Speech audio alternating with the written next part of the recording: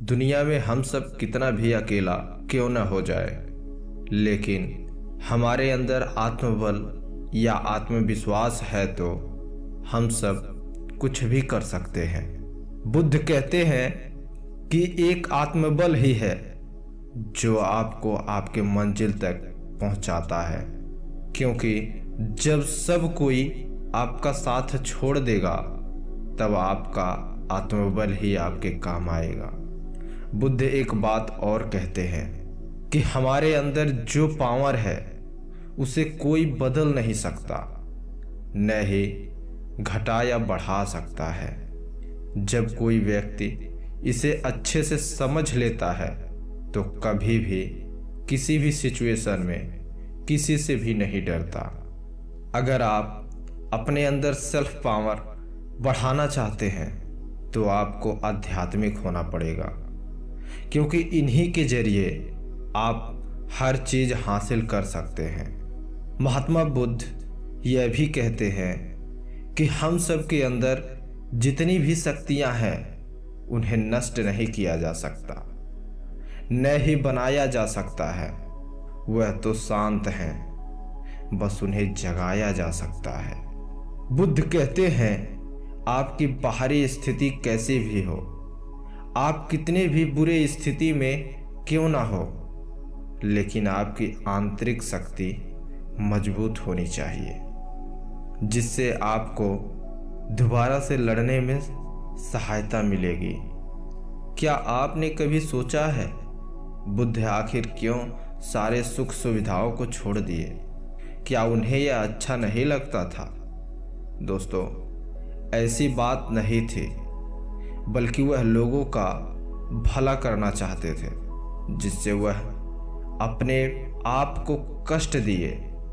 उनका सिर्फ एक ही लक्ष्य था, यह चाहत था वह लोगों का मदद कर सके। बुद्ध यही चाहते हैं कि दुनिया के सभी लोग अपनी समस्याओं या परेशानियों का समाधान कर सके और कोई भी इंसान अपने आप को अकेला या असहाय न महसूस करे। कह सकते हैं कि परेशानियां विचारों की तरह है, मन से होता है तो हर समय बदलता रहता है। ठीक इसी तरह जीवन भी बदलता रहता है। अगर इस समय आप परेशान हैं तो इस समय स्थिति कुछ और है, लेकिन यदि जैसे ही कुछ समय बाद समाधान हुआ, परिस्थिति बदल जाती है। यह मन और विचारों पर होती है और मन इनर कोल्ड से ही काम करता है, अगर इसे जागृत करके रखे तो। बुद्ध कहते हैं ऐसी बहुत सी रहस्य हैं जो भौतिकवाद से ऊपर हैं, जिसे भौतिकवादी होकर नहीं जाना जा सकता। इसे समझने के लिए अपने अंदर के आंतरिक शक्ति को समझो और अपने आप को और शक्तिशाली बनाओ। बुद्ध पावर को अपने उपदेश में जीवन की ऊर्जा कहते हैं। बुद्ध के अनुसार जीवन को और अधिक मजबूत बनाने के लिए ऊर्जा का बहुत बड़ा योगदान है, और जब आपके अंदर इतनी ऊर्जा होती है तो आप अपने आप को टेंशन और डिप्रेशन से दूर महसूस करते हो, जिससे आपकी सारी परेशानियां खत्म हुई महसूस होती हैं। इसे एक्टिवेट करने के लिए आपको अपने विचारों में बदलाव लाना होगा। आपको यह समझना होगा कि आप कौन हैं। अपने आप में महसूस करें कि आप हर चीज कर सकते हैं। आपके मन में जो कुछ भी होता है वह बिना आपके आदेश का नहीं होता है। आपको यही याद रखना है कि परिस्थिति कैसी भी हो, लेकिन आपको यह नहीं समझना है कि आप कमज़ोर हैं, आप उस काम को नहीं कर सकते हैं। आपको अपने अंदर नेगेटिव या नकारात्मक बातों को नहीं आने देना है, जिसे आपके ऊर्जा पर इसका गलत प्रभाव नहीं पड़ेगा और आप अपने आप को बुरे स्थिति में भी शक्तिशाली महसूस कर पाएंगे और आपकी ताकत बढ़ती चली जाएगी। दुनिया के हर व्यक्ति को बुद्ध के इस बात को समझना चाहिए कि आंतरिक शक्ति के बिना आप कुछ भी नहीं कर सकते।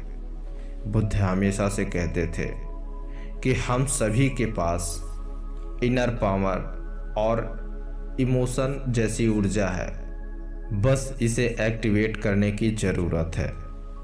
तब आपके मंजिल का रास्ता कितना भी दूर क्यों ना हो, उसे पाना आसान हो जाता है।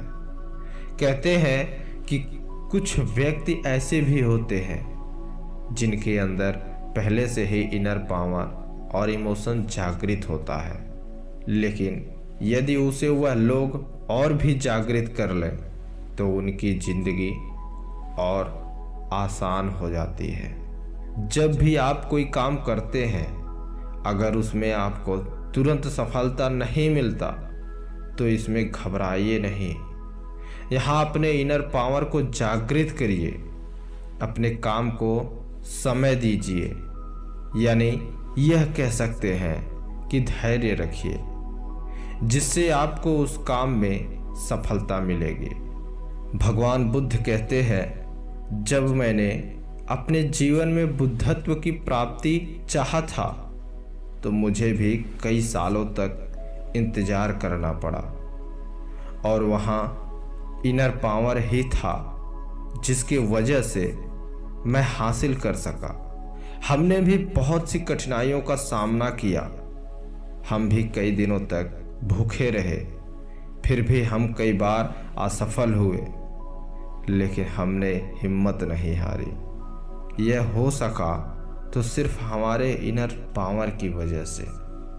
बुद्ध कहते हैं कि इंसान अपने पूरे मन से काम नहीं करता, वह अपने इमोशन के साथ ज़्यादा काम करता है। इसलिए तो वह थोड़ा सा भी असफल हुआ तो वह तुरंत हार मान लेता है, जिससे उसकी ग्रोथ यानी आगे बढ़ने की क्षमता घट जाती है और वह बार बार अपना रास्ता बदलता रहता है। अगर आप पूरे मन के साथ काम करें तो आप समझ पाएंगे कि रास्ते में कितना भी बड़ा पत्थर क्यों ना हो, वह आपको नहीं रोक सकता। दोस्तों, आज की यह वीडियो कैसी लगी आप हमें कमेंट करके ज़रूर बताइए। धन्यवाद।